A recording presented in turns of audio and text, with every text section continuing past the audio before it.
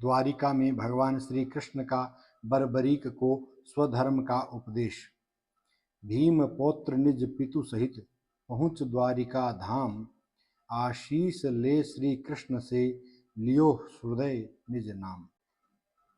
तब घटोत्कच काम कटंकटा को घर छोड़कर पुत्र के साथ आकाश मार्ग से द्वारिका गए। वहां श्री कृष्ण सभा में थे। उन्होंने पूछा, तुम कुशल तो हो, यहाँ कैसे आना हुआ? घटोत्कच ने कहा, हे देव, मेरे आप द्वारा प्रदत्त भार्या से यह पुत्र जन्मा है। यह पुत्र आपसे अपने कर्तव्य धर्म के संबंध में एक जिज्ञासा करना चाहता है, इसलिए हम यहाँ आए हैं।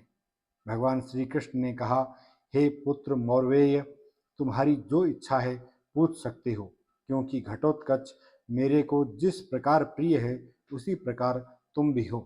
बर्बरीक ने कहा, हे माधव, आप आदि देव हैं, मैं आपको प्रणाम करता हूँ।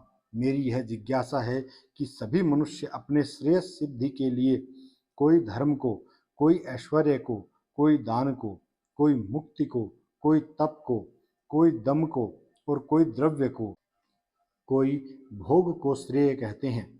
अतः मेरे तथा मेरे कुल के लिए जो श्रेय साधन है वह निश्चय करके कहें। भगवान श्री कृष्ण ने कहा, हे भद्र, चारों वर्णों के अपने वर्णानुसार कर्तव्य निर्दिष्ट किए गए हैं। तुम क्षत्रिय कुल में जन्मे हो, अतः सर्वप्रथम अतुल बल प्राप्त करो। बल की सहायता से दुष्टों पर शासन तथा साधुजनों का पालन करो, इससे स्वर्ग की प्राप्ति होगी। बल प्राप्त करने के लिए देवी शक्ति की आराधना करो। बर्बरीक ने पूछा, मैं कहाँ तथा किस विधान से देवी की आराधना करूं, यह बताइए। भगवान श्री कृष्ण ने बताया कि महिसागर संगम तीर्थ गुप्त क्षेत्र के नाम से प्रसिद्ध है। तीनों लोकों में जितनी देवियां हैं, महात्मा देवर्षि नारद ने वहां सबको एकत्र किया है। वहां चारों दिक देवी तथा नव दुर्गा स्थित है। तुम जाकर उनकी आराधना करो, स्वस्तिवाचन पुष्प धूप आदि से पूजन करो। वे संतुष्ट होकर तुमको धन, बल, कीर्ति आदि सब कुछ देकर सानंदमयी मुक्ति प्रदान करेंगी। उनके द्वारा कुछ भी दिया जाना असंभव नहीं है। यह कहकर भगवान ने घटोत्कच से कहा, यह पुत्र साधु चित्त वाला है, अतः मैं इसका दूसरा नाम सुहृदय प्रदान करता हूँ। बर्बरीक ने अपने पिता तथा वहां उपस्थित यादव गणों को प्रणाम किया और सबकी अनुमति लेकर गुप्त क्षेत्र को प्रस्थान किया। घटोत्कच भी श्री कृष्ण से विदा लेकर अपने वन को प्रस्थान कर गए। सुहृदय बर्बरीक ने गुप्त क्षेत्र में जाकर दग्ध स्थली में अपना आश्रम बनाया और देवियों की आराधना करने लगे। देवी गणों ने बर्बरीक को तीनों लोकों में दुर्लभ असामान्य बल प्रदान किया और यह भी कहा कि बर्बरीक, तुम कुछ समय तक यहाँ प्रतीक्षा करो, तुम्हारा मिलन विजय से होगा, इससे तुम्हारा और भी मंगल होगा। कुछ समय बाद विजय नामक मगध निवासी ब्राह्मण वहां पहुंचा। देवियों ने विजय को प्रसन्न होकर आदेश दिया कि साधु, तुम सिद्ध माता के सामने रहकर विद्या साधना करो। भक्त सूर्य तुम्हारे साधन कर्म में तुम्हारे सहायक होंगे। विजय यह सुनकर उसी साधनावस्था में उठा तथा देवी के समीप जाकर बर्बरीक की साधना में सहायतार्थ वर्ण किया। बर्बरीक ने विजय से यह आदेश सुनकर सेवा के लिए सन्नद्ध हो गया। बर्बरीक ने भी उपवासी रहकर स्नान करके विजय के साथ पूजा में भाग लिया। विजय हवन कर रहा था कि इनके काम में लोकोत्तर दिव्य शक्तियों की बाधाएं क्रमशः प्रारंभ हो गईं। रात्रि के पहले प्रहर से सूर्योदय तक भयंकर बाधाएं उपस्थित होती रहीं। इनका विस्तार से वर्णन नहीं करके जिनका स्कंद पुराण के अनुसार नाम, लक्षण और स्वरूप का सारांश प्रस्तुत कर रहा हूँ। पहला प्रहर बीतते ही एक स्त्री, जिसके कपड़े लहूलुहान, बड़े ऊंचे सड़े बाल, भयावने लाल नेत्र, सफेद लंबे दांत ऐसे थे कि जिसे देखकर भय भी भय खा सकता था। होम की वेदी के पास वह जोर से रोने लगी, जिसे देखकर भयभीत की तरह विजय भी एकदम से दहल गया। बर्बरीक जी उसके सामने आकर उसका कंठ पकड़ उसे चिढ़ाने के लिए उससे भी दोगुने स्वर में रोने लगे। इसे देखकर वह चकित हुई और उनको मारने के लिए कटारी चलाना चाहती थी, तो बर्बरीक के हाथ में उसका कंठ था। उसे इतनी जोर से दबाया कि वह पहाड़ पर वज्र के समान चिल्लाई और बोली, मेरी रक्षा करो, मुझे छोड़ दो। बर्बरीक जी ने उनका कंठ थोड़ा ढीला कर दिया तो एकदम उनके चरणों में गिरकर कहने लगी कि मैं आपकी शरण में हूँ। मेरा नाम यथेच्छ रूप धारिणी महाजिह्वा नाम की राक्षसी समझिए। मैं देवता और दानवों के अहंकार को चूर्ण करने वाली काशी के शमशान में रहने वाली हूँ। मैं आपकी और अपनी सौगंध खाती हूँ। मैं यदि मेरी सौगंध के विपरीत कार्य करूँ तो उसी समय भस्म हो जाऊँ। बर्बरीक जी ने सौगंध और प्रतिज्ञा को दृढ़ करके छोड़ दिया और वह छूटकर वन में चली गई और वे तलवार लेकर पहले की तरह सावधानी से खड़े हो गए।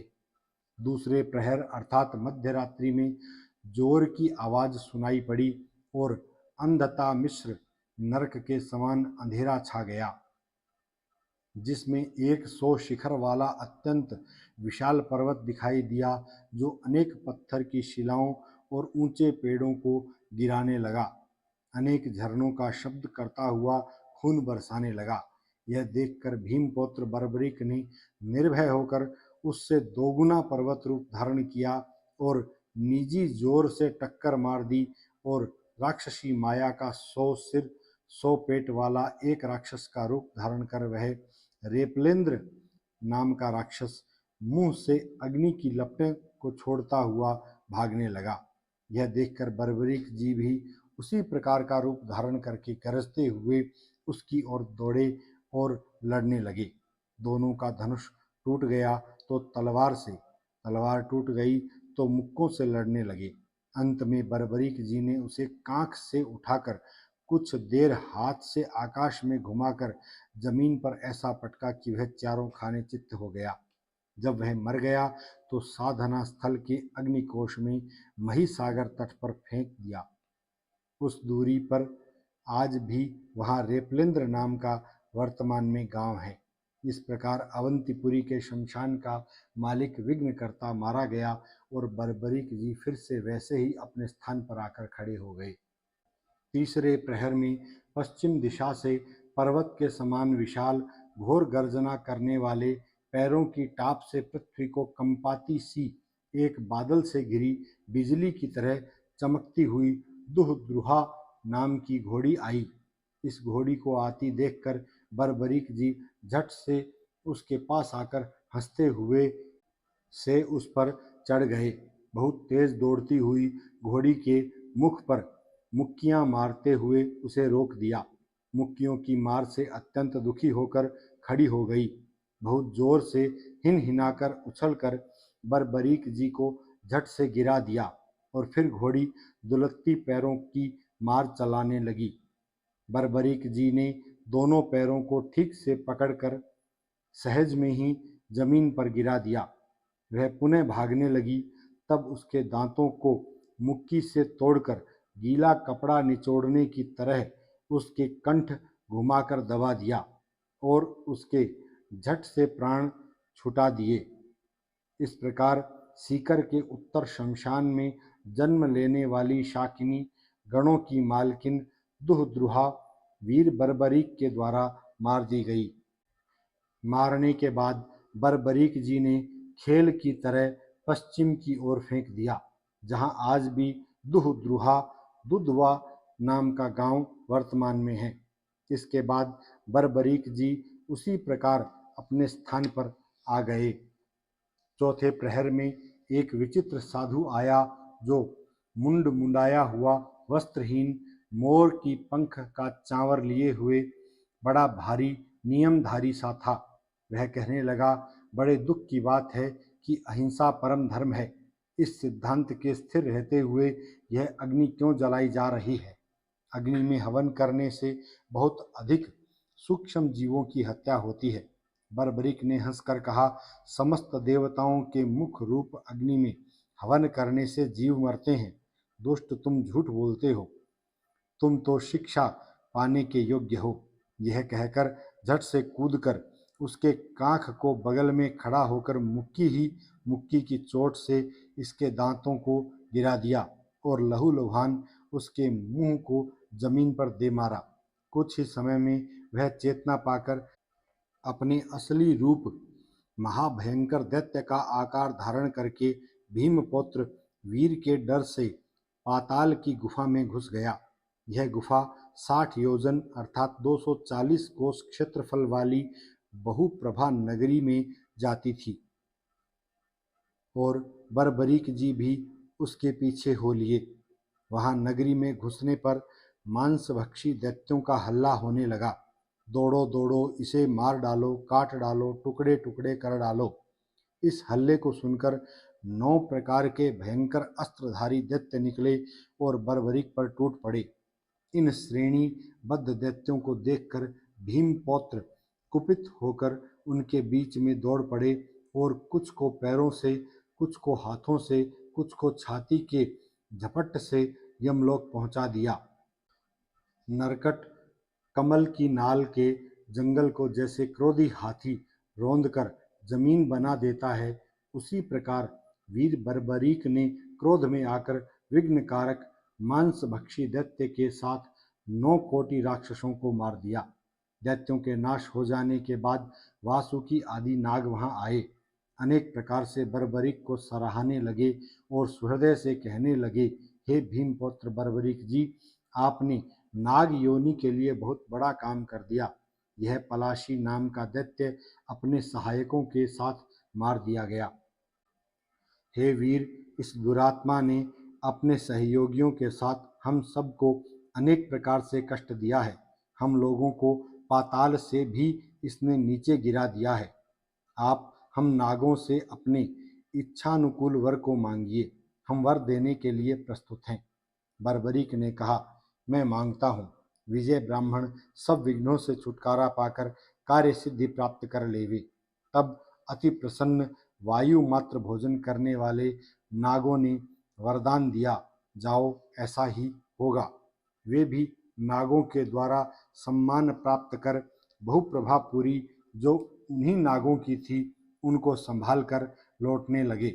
पाताल और भूमि की सेंध में अर्थात संधि में आते हुए बर्बरीक जी ने एक कल्प वृक्ष के नीचे एक बड़ा तेजस्वी पूरा का पूरा रत्नों का शिवलिंग देखा, जिसे बहुत सी नाग कन्याएं पूज रही थीं। इन नाग कन्याओं से पूछा, सूर्य और अग्नि के समान तेजस्वी लिंग की स्थापना किसने की है और लिंग के चारों ओर ये मार्ग कैसा है? एक सुंदर नाग कन्या लजाती हुई बोली, हे वीर, संपूर्ण नागों के राजा शेषनाग ने तपश्चर्या करके इस महालिंग की स्थापना की है, जो दर्श, स्पर्श, ध्यान तथा पूजन से सभी सिद्धियों को देता है। यह कहकर चारों दिशाओं के मार्गों को बताते हुए कहा, पूर्व वाला मार्ग पृथ्वी पर श्री पर्वत के लिए जाता है। इसे एलापत्र नाम के नागराज ने नागों को वहां जाने की सुविधा के लिए बनाया है। दूसरा, दक्षिण का मार्ग पृथ्वी पर शूरपरक अर्थात सुपारा गुजरात क्षेत्र में जाता है, जो करकोटक नाम के नाग के वहां पहुंचने के लिए बनाया है। पश्चिम का मार्ग सुविख्यात प्रभास क्षेत्र सोमनाथ सौराष्ट्र क्षेत्र में जाता है। इसे ऐरावत नागराज ने नागों के वहां पहुंचने के लिए बनाया है। चौथा, उत्तर का मार्ग जिसमें आप जाने के लिए खड़े हैं, यह शक्ति गुहा की आकृति वाला गुप्त क्षेत्र में सिद्ध लिंग स्थान पर जाता है। इसे नागराज महात्मा तक्षक ने वहां जाने के लिए बनवाया है। हे वीर, हमने आपको यह सारी बात बताई है, अब आप हमारी बात सुनिए। आप कौन हैं जो आप इधर एक दैत्य के पीछे गए थे और अब आप अकेले ही आए हैं? हम सब आपको पति रूप से वर्ण करना चाहती हैं। हम सब आपकी दासियां हैं। आप हमारे साथ यहाँ अनेक स्थलों में आनंद लीजिए। बर्बरीक ने कहा, मैं कुरु राजा के वंश में उत्पन्न महाराज भीमसेन का पौत्र हूँ, बर्बरीक नाम से प्रसिद्ध हूँ। इस समय उस दैत्य को मारने के लिए ही यहाँ आया था। दुष्ट दैत्य को मार दिया, अब मैं वहाँ जाऊँगा। परिचय के बाद आप मेरी बात सुन लो कि मुझे आप सब से कोई मतलब नहीं, क्योंकि मैं आजन्म ब्रह्मचारी के नियमों से आवृत हूँ। ऐसा कहकर रत्नलिंग का पूजन और उसे दंडवत प्रणाम करके उन नाग कन्याओं से पीठ मोड़कर पृथ्वी की ओर चल पड़े। बाहर भूमि से आकर विजय से मिले, जिसका हर्ष से मुख विकसित था।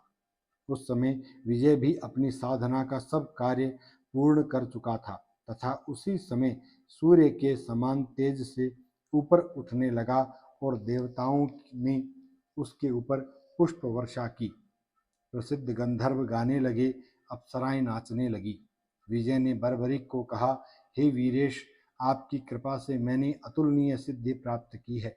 आप चिरंजीवी बहुत दिनों तक आनंद करें, अनंत काल तक रहें और अधिक रूप से विजय प्राप्त करें। सत्पुरुष इसी कारण सज्जन पुरुषों का साथ चाहते हैं, क्योंकि सज्जनों का संग सब दोषों की औषधि है। इस होम की सिंदूर जैसी भस्म जो बाण के अगले पोले में खाली भाग में भरने लायक है, ले लीजिए। यह भस्म रणभूमि में पहले पहल छोड़ने पर अक्षय होगी और शत्रुओं के मार्ग मर्म स्थान को बता देगी तथा उनके शरीर को शिथिल कर देगी। इस प्रकार सरलता से शत्रुओं पर आपकी विजय हो जाएगी। बर्बरीक ने पूछा, जो बिना किसी इच्छा के किसी का उपकार करे वह साधु सज्जन पुरुष कहलाता है, और जो किसी इच्छा से उपकार करे तो उसकी सज्जनता में कौन सी विशेषता है। इसलिए इस भस्म को किसी दूसरे को दीजिए। आपकी कृपा दृष्टि से सिवाय मुझे कुछ नहीं चाहिए। तब देवताओं ने कहा, आकाशवाणी हुई, आगे भविष्य में कौरव और पांडवों का महान युद्ध होने वाला है। यदि कौरव लोग इस जमीन में इस भस्म को पा लेंगे तो पांडवों का महा अनिष्ट हो जाएगा। पांडवों के हित के लिए इस भस्म को ले लीजिए।